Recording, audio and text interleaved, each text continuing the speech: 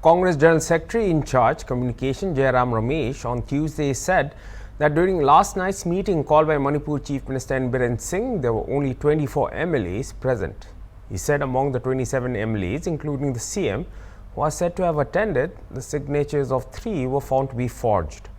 Ramesh also claimed that the government in Manipur is in minority and stated he does not understand why the Prime Minister refuses to visit the state. On his party, he said the Congress has only 5 MLAs and cannot take up the responsibility. He also informed that today they had a meeting with the Inner Manipur MP to discuss over the issue.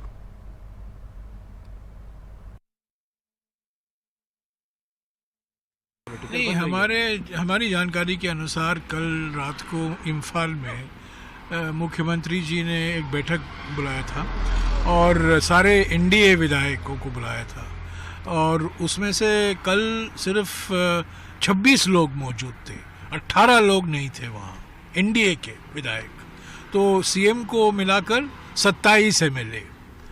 तो पर बाद में एक और खबर आई कि उनमें से 3 ऐसे एमएलए हैं जिनका ये हस्ताक्षर दिए गए हैं, पर वो फर्जी हैं क्योंकि वो वहाँ मौजूद ही नहीं थे। तो ये हम मानकर चल रहे हैं कि सिर्फ 24 विधायक मौजूद थे। विधानसभा में 60 एमएलए होते हैं, तो इसका मायने बिल्कुल साफ है, दीवार पर साफ लिखा गया है। और क्या जो मणिपुर के असली सूत्रधार हैं हमारे यूनियन गृह मंत्री, क्या वो पढ़ रहे हैं दीवार में क्या लिखा है? और एनडीए के एक घटक दल के अध्यक्ष ने बीजेपी के अध्यक्ष को एक पत्र भेजा है कि हम इस मुख्यमंत्री से समर्थन वापस ले रहे हैं। उनके उस पार्टी के 7 एमएलए हैं, नेशनल पीपल्स पार्टी। तो मैं क्या कहूँ, ये प्रधानमंत्री तो मणिपुर जाते ही नहीं है, जिम्मेदारी उन्होंने आउटसोर्स कर दी है गृह मंत्री को। और अभी स्थिति हालात तो बहुत नाजुक है, हिंसा अभी भी कभी भी भड़क उठ सकता है। आपने देखा है लोगों की हत्या हुई है, महिलाओं की हत्या हुई है, बच्चों की हत्या हुई है, बहुत दुर्भाग्यपूर्ण है स्थिति।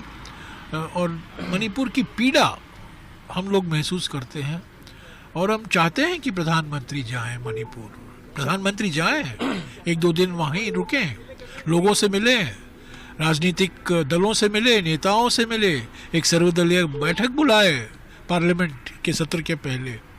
पर मैं समझता हूं कि ये गृह मंत्री की बिल्कुल विफलता है और मुख्यमंत्री की विफलता है। और 31 जुलाई 2024 से पूर्णकालिक जो फुल टाइम गवर्नर मणिपुर को चाहिए वो है नहीं।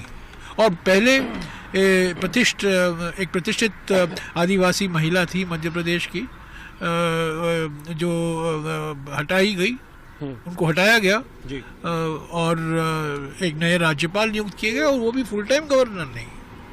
सर लेकिन तो क्यों, मुझे समझ में नहीं आता क्यों प्रधानमंत्री मणिपुर जाने से इनकार कर रहे हैं, क्यों पीछे हट रहे हैं? सर माइनॉरिटी गवर्नमेंट एक तरीके से हो गई नंबर। कल शाम से तो बिल्कुल साबित हो गया है कि मुख्यमंत्री को एक माइनॉरिटी स्थिति में पहुंच गए हैं, अल्पमत हो गए हैं वो।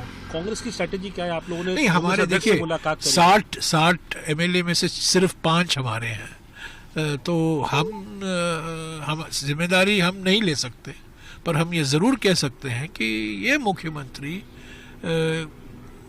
अल्पमत में हो गए हैं। सारे के सारे एमएलए बीजेपी के 12, 13, 14 एमएलए कल नहीं थे।